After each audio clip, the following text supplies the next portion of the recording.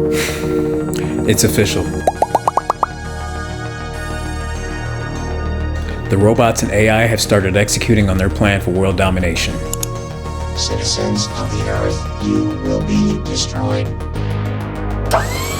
Citizens of the Earth, you will be destroyed.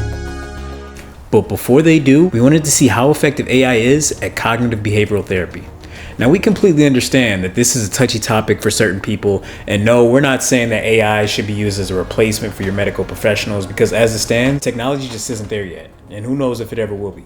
But right now, it is viable, and at the very least, worth some consideration. As it stands today, most people get fulfillment out of human interaction. However, what if you could express your feelings, get out your frustrations, and talk about your transgressions in life, free of human judgment?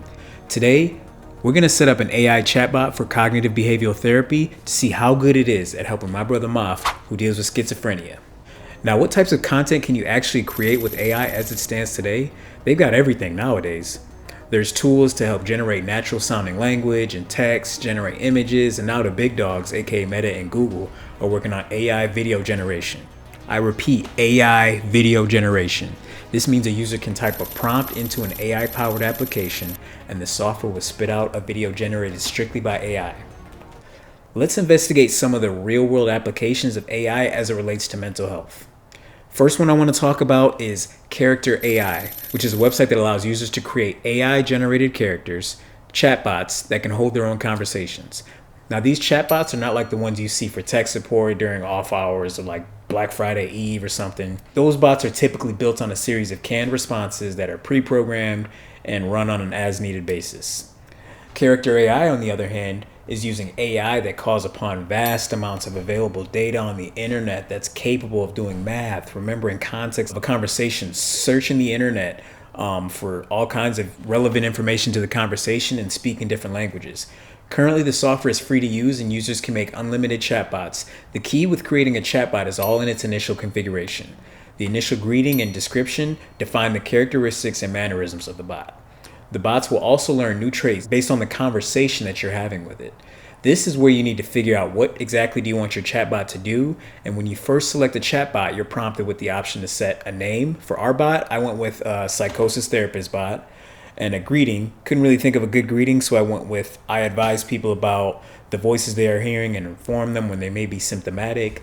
And image options. You can do AI generated or user uploaded. And visibility, which you can make it private, public, or unlisted. And unlisted is basically only people with the link can view it. So for ours, I tried using the built-in image generator, but I wasn't really a fan of all the images that came up. So I ended up hopping over to Discord to try this Midjourney bot that I've been playing around with for the last 3 months. And basically, I tickled it enough to where I got it on the first shot. The prompt I typed was psychosis therapist Rorschach, and it gave me this, which was dope. So after this, I was ready to go. So now all that was left was to test it out and make sure that it was properly set up and certified to work for our little experiment. I asked it a few questions, and it starts by asking me how I was feeling. So I ended up typing out some of the things that I think my brother would normally say, such as, well, today I wasn't able to get much work done, and the AI responds by asking what the cause of this was. And low-key, this actually ended up spiraling into a series of logical, thoughtful responses to these questions that I was asking. It's actually kind of impressive how little it takes to spin up one of these artificial robots. So I figured it was time to test it out on the final boss, aka the 21st century schizoid man. We're officially going to cure your schizophrenia with artificial intelligence. Okay. But I wanted this to be a legitimate experience for both us and you guys to show his actual reaction. So I held off on showing off the actual full character experience until we basically got on the screen. Ready? Yep. Let's check it out. So what do you think? So what do you think this robot's gonna actually do? In terms of what I already get from my social workers, I'm expecting like the same types of questions, like how are you doing? How are you coping? What type of techniques do you use? And are you depressed? Are you okay? Mm-hmm. Do you feel like harming anybody or yourself? So it's pretty much I'm just expecting like the run-of-the-mill kind of like therapist questions.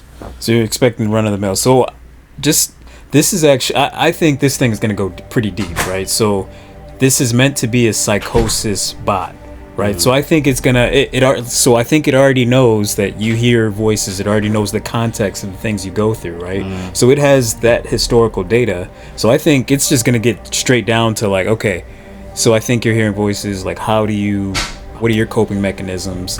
So I think it might actually get to the point a little bit quicker is all I'm saying, right? Like it's a machine versus a human, right? So we'll see. Ask it a question.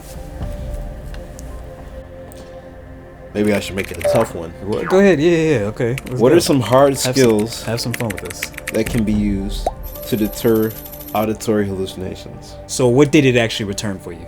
So what it returned to me is grounding techniques.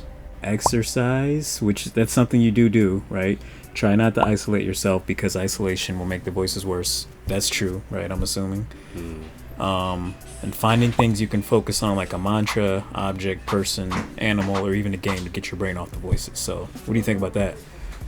I mean, this is stuff that is kind of like basically what you expect the therapist to tell you. Okay. Okay. So if you were early on in your illness, before you went through therapy, right? Like, do you think this would have helped? Not exactly. My episodes of psychosis are very nuanced in the sense that these techniques that they're kind of showing me wouldn't exactly be applicable to my own illness, because the problem with me is that I don't have control, especially at the beginning. I didn't have control of my behaviors. It felt like a third party was actually in my mind manipulating me and telling me what to do at certain moments and trying to mediate what's going on in my head. I mean, what would you type in response to this? How does this help with auditory hallucinations? Yeah, I mean, ask. Go ahead, man. Go. So it says it can help because. So hold on. It says it can help regulate your nervous system and relax, which will take a deep hold of hallucination, because usually hallucinations will spike when someone's nervous system is activated and they are not balanced emotionally and physically. That is why it's important to breathe properly and calm yourself down. What do you think about that part in particular? Being not being balanced emotionally and physically. I mean, back in the day when I used to have serious episodes, I would do this like naturally. I would try to find a way to get away from the voices. I try to take note of the environment, and focusing what is around me. Well, focusing what's around me would have both good and bad consequences, in the sense that when I focus on what's around me, I would often feed into that, and my hallucinations would use that stimuli to find some type of response for me to do. Like, let's say there's something on the stove in the kitchen, and I focus on that. The auditory hallucinations would be like, take your inhaler and try to force air into the stove so that you can start a bigger fire, you know? Okay. That's generally how my psychotic episodes would go. Interesting. Okay. All right. So what are some potential solutions that are in development? Because like my whole thing is like, it's an unorthodox illness, right? Mm-hmm. Like you kind of have to pursue, like you kind of have to look in unorthodox places for solutions, right? Mm-hmm. Like AI might be the thing that actually might be the breakthrough for mental illnesses like depression, bipolar, schizophrenia, neuromodulation, where they send electrical stimuli to the brain through the scalp or the ear to target auditory or other symptoms. There are potential other solutions being worked on, like deep brain stimulation. They will use a low charge. Is this available to the public? I mean, it's basically just like an ECT or something. ECT, yeah. Is this or the other alternative medicine I was talking to you about is transcranial magnetic stimulation? Okay, so you've had just for the audience, he's had an ECT before a long time ago. He was in like a coma-like state, and he was basically on an IV drip for about 2 to 3 weeks, and the ECT ended up being what actually brought him out of the coma. So ask him about the transcranial. I'm calling it a him. No, this is very in depth. It's right. So what do you think? It's giving you some detail here. This can help treat and possibly reverse the condition. Wait. Okay, reverse the condition. so you're saying it's a cure? Hold on, type that. I'm curious. So you're saying it's a cure, huh? What do you think so far?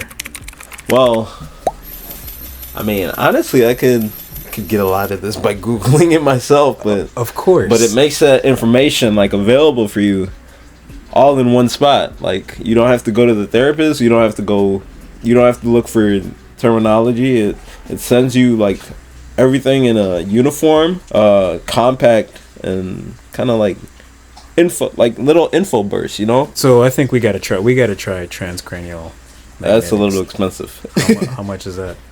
I think it's thousands. Thousand. Well, we're gonna do some crowdfunding. I don't know, you guys. Should we do a GoFundMe or what? What should we do? Oh, this is interesting. Okay, transcranial magnetic stimulation. Okay, so I wonder if that's something we can do as like a consumer. Like, is this available to the public like an over the counter thing? Like, not an over the counter, but like you know what I mean, right? Like, is this available to the public? Yes, it works on. Is this like a consumer product that we can just buy? It's one of the newer options, okay, that patients should definitely look into because it's really promising and has had a lot of great results with people who have been diagnosed with this condition. Interesting. Do you know of any examples? Yeah, check. Ask that. Could not go to work or live along with flow with how severe the hallucinations when they could not get any of the others. Sounds like your case. This literally sounds like your case. After doing transcranial magnetic, the hallucinations subsided and he was able to get a job, get off disability, and start living again because the hallucinations were under control. I think this shows a true potential of this treatment. I kind of agree there. What method of treatment has the best track record? Go ahead.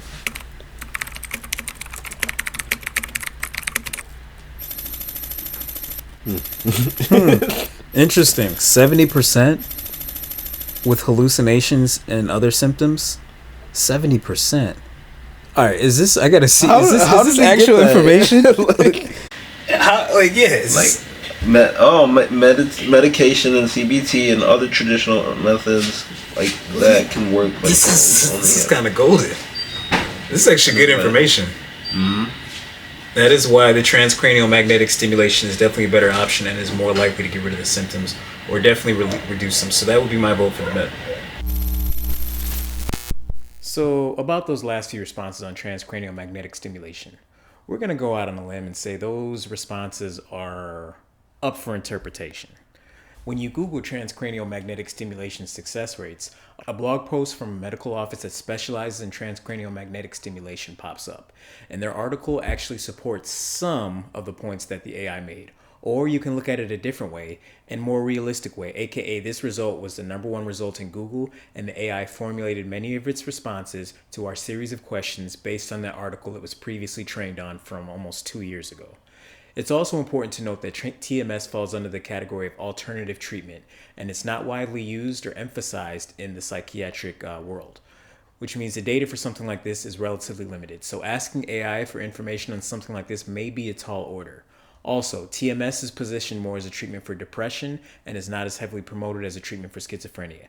However, according to the conclusions on TMS from this excerpt in the National Library of Medicine, as it relates to schizophrenia, TMS has the greatest efficacy in treating auditory hallucinations. Now, when you take all this information into consideration, this is the reason why we say these statements are basically up for interpretation. So yeah, like we said earlier, the technology just isn't quite there yet. Sometimes the robots tend to ramble on and attempt to describe too many things. However, it is mature enough to spark a discussion about the validity of the tech. No, Character.AI can't replace a therapist. However, for those that either can't afford therapy or don't want to deal with the potential judgment of another human being, this might be a somewhat viable option to express your thoughts and feelings and hope that it'll make you feel better. Because most of the time, we already have the answers hidden deep down. We just need some assistance in arriving at that conclusion.